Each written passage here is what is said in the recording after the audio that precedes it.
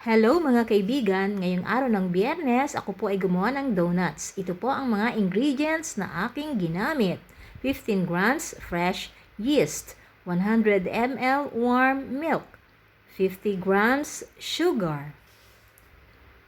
And then, I added 2 eggs at pinaghalo-halo ko yung mga sangkap. After that, idinagdag ko ang 300 grams na strong flour and 200 grams na soft flour. 40 ml seed oil, pinch of salt, zest of 1 lemon. I added also 8 grams baking powder. At pagkatapos ay akin ng minasa-masa hanggang sa ito ay maging smooth ang texture. And then, aking inilagay sa bowl at pinaalsa ko, hinay akong umalsa.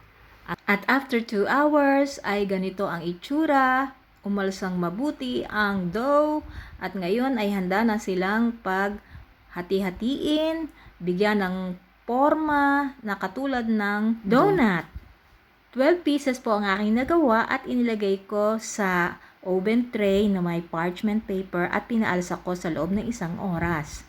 Pagkatapos ay inihanda ko na ang aking pagpiprituhan. Nilagyan ko ng maraming cooking oil. At isa-isa ko nang pinirito ang mga donut.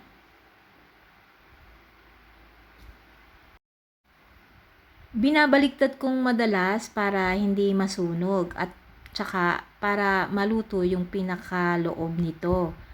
At pagkatapos ay pinagulong ko na sa maraming asukal.